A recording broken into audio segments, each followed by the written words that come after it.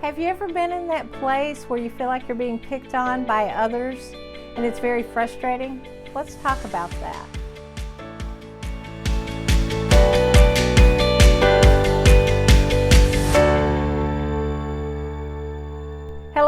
Hello, and happy Easter. And I'm Reverend Sharon Renae. Welcome to this week's Sunday Inspiration, sponsored by Spiritually Centered.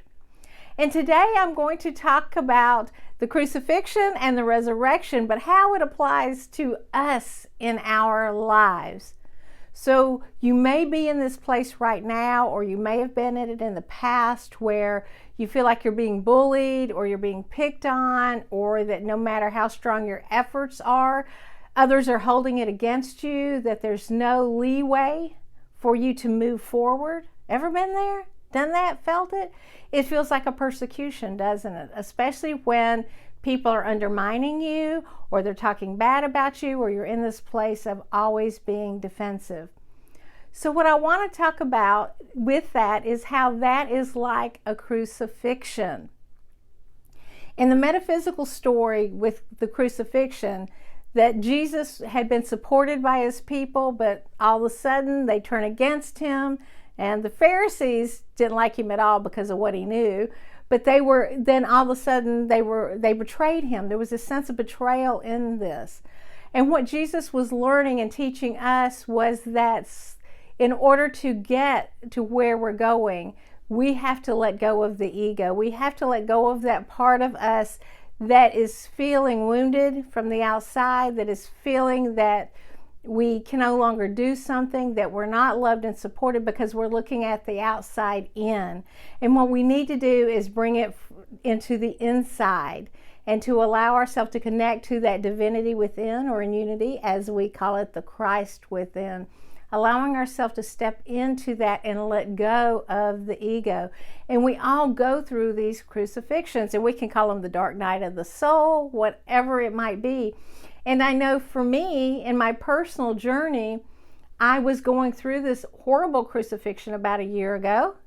And even when I stopped it, I still was carrying it with me. And as I'm starting a new journey, there's fear of that happening again. And that's because my ego is still involved in this. My ego is still holding on, and I'm not trusting enough to let it go. And to know that God's got my back, and that this crucifixion is necessary of dispelling the ego so that I can let it go and move forward to that new place, right? To have that new evolution of my growth. And that's what the resurrection is about. First of all, Jesus was showing that there is eternal life, that the soul doesn't die. So we exist forever. We don't just turn into nothingness, which is good. But it's also that we are here to start over again, and to start over again, and to start over again, because once we accomplish something and get that, then we start in this new phase of moving forward. And so in those moments, it may feel like that crucifixion or that personal attack.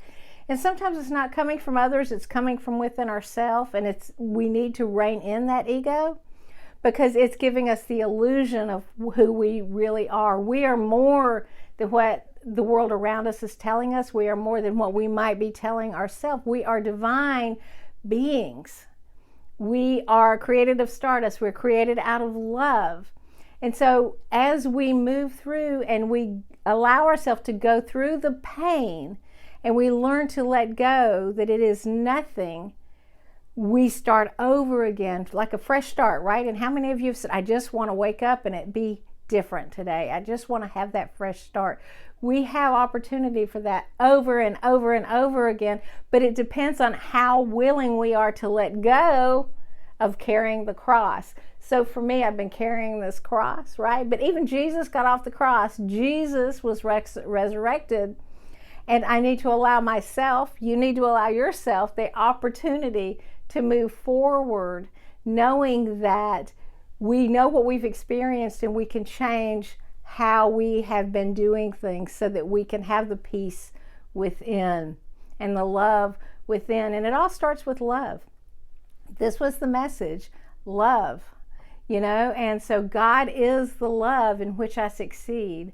God is the love in which I move forward. God is the love in which I embrace love. God is the love in which I forgive. God is the love in which I start over. God is the love in which humanity flourishes. So it's taking those steps and moving through that process. So if you are under attack, or you're worried about your community being under attack, take a deep breath and know that change is upon us. And we can move through it with love and letting go of the limitation of our current beliefs so that we can step into a new beginning of the unknown with love. So God is the love that supports me as I step forward in my spiritual evolution. Happy Easter and namaste.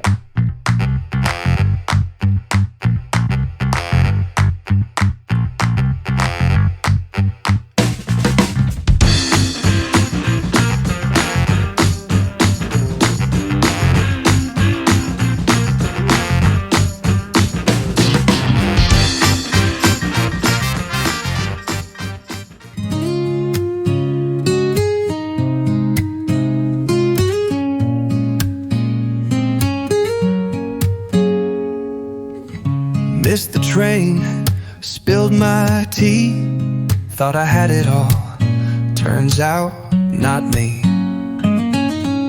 Tried to pray, but I forgot how, so I took a walk and slowed it down. Found a quiet little voice inside, said you don't need to run or hide.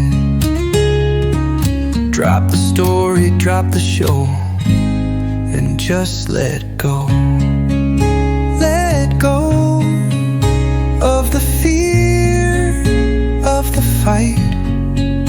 Level up to the softer kind of light. You don't need to be perfect, just present. That's being spiritually centered, more or less.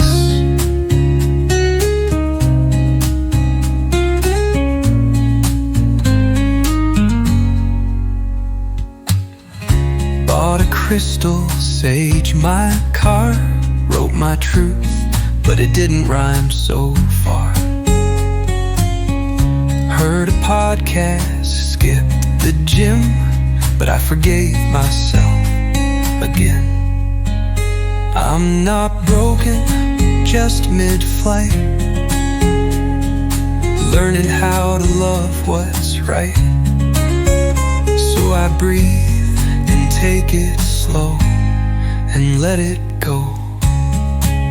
Let go of the rush of the rules.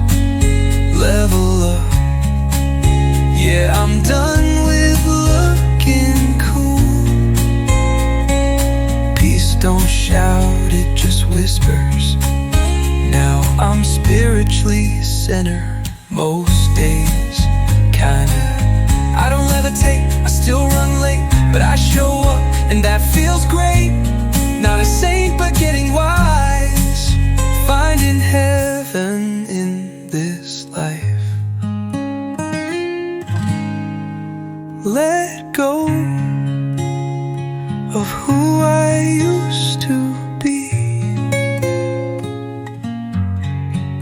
Level up into this messy masterpiece. Love's not loud, but it lingers, and I'm spiritually centered.